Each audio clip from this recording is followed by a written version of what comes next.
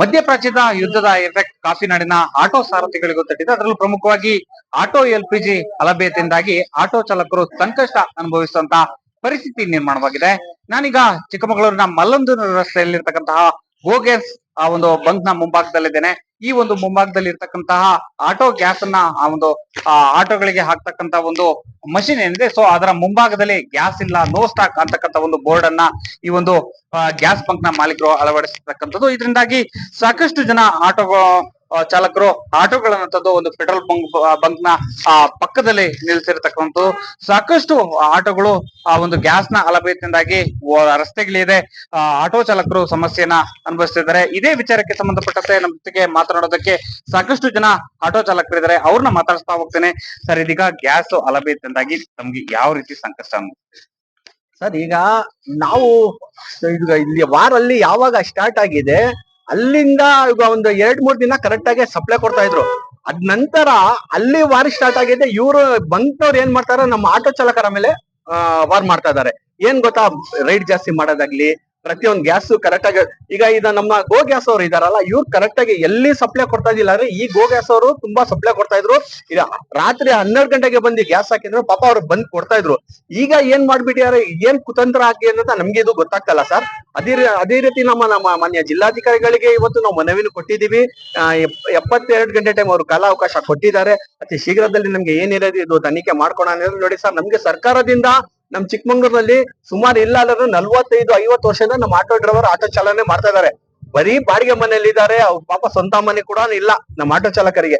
ಈಗ ನಮ್ದೇನಾಗಿದೆ ಅಂದ್ರೆ ದಿನಾನಿತ್ಯ ದುಡ್ದು ದಿನಾನಿತ್ಯ ತಿನ್ನೋರು ಇರೋದು ನಮ್ಮ ಆಟೋ ಚಾಲಕರು.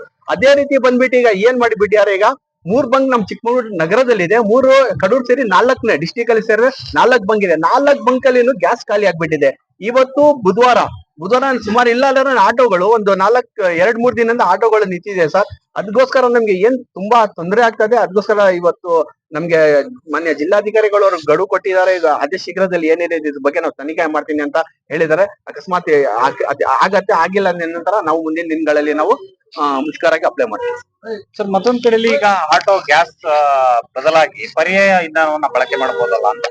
ಬೇರೆ ಏನು ಮಾಡಕ್ಕೆ ಆಗಲ್ಲ ಸರ್. ನಮ್ಗೆ ಬೇರೆ ಇದು ಬರಲ್ಲ. ಆಟೋ ಓಡಿಸ್ಕೊಂಡು ಆಟೋ ಇದ್ ಮಾಡ್ಕೊಂಡೇ ಇದೀವಿ. ಈಗ ಬೆಳಗ್ಗೆ ಹೋದ್ರೆ ರಾತ್ರಿ ಊಟ ಮಾಡ್ಬೋದು. ಇಲ್ಲ ಅಂದ್ರೆ ಗ್ಯಾಸ್ ಇಲ್ಲ ಅಂದ್ರೆ ಮನೇಲಿ ಇರ್ಬೇಕು. ಈಗ ಬೇರೆ ಏನು ಬಾಡಿಗೆ ಮನೆ ಬಾಡಿಗೆ ಕಟ್ಬೇಕು, ಸಂಘ ಕಟ್ಬೇಕು, EMI ಕಟ್ಬೇಕು, ಸ್ಕೂಲ್ ಫೀಸ್ ಕಟ್ಬೇಕು. ಏನ್ ಮಾಡ್ಬೇಕು? ಈಗ ಸ್ಕೂಲ್ ಫೀಸ್ ಸ್ಟಾರ್ಟ್ ಆಯ್ತು. ಈಗ ಫೀಸ್ ಕಟ್ಟಕ್ಕೆ ದುಡ್ಡಿಲ್ಲ. ಈ ಗ್ಯಾಸ್ ಸಿಕ್ಕಿಲ್ಲ ಅಂದ್ರೆ ನಾವು ಏನ್ ಮಾಡೋದು?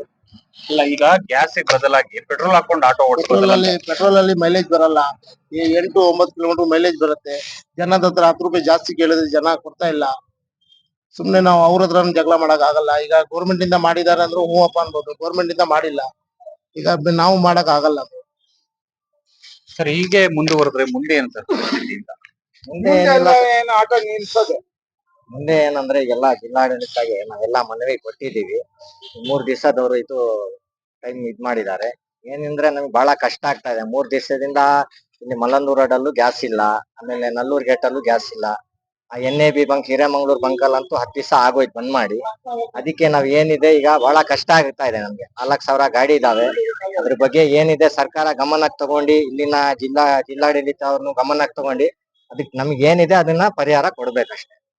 ಅದೇ ನಮ್ಗೆ. ಇದಿಷ್ಟು ಆಟೋ ಚಾಲಕರ ಮಾತು. ಈಗಾಗಲೇ ಏನು ಗ್ಯಾಸ್ ಅಲಭ್ಯತೆಯಿಂದಾಗಿ ಆಟೋ ಚಾಲಕರು ಸಾಕಷ್ಟು ಸಮಸ್ಯೆಯನ್ನ ಅನುಭವಿಸ್ತಿದ್ರೆ, ಮತ್ತೊಂದ್ ಕಡೆಯಲ್ಲಿ ದಿನ ಬಾಡಿಗೆಗೆ ಬರ್ತಕ್ಕಂತ ಹಣದಿಂದ ತಮ್ಮ ಕುಟುಂಬವನ್ನ ನಿಭಾಯಿಸುವಂತ ಒಂದು ಕೆಲಸವನ್ನ ಮಾಡ್ತಾ ಇದ್ದೇವೆ. ಇದೀಗ ಆಟೋವನ್ನು ನಿಲ್ಸಿದ್ರೆ ನಮ್ಮ ಜೀವನಕ್ಕೂ ತೊಂದರೆ ಉಂಟಾಗುವಂತ ಒಂದು ಸಾಧ್ಯತೆ ಇದೆ ಅಂತಕ್ಕಂಥ ಮಾತನ್ನ ಹೇಳಿರ್ತಕ್ಕಂಥದ್ದು. Bharat, guarantee news, Chikkamagaluru.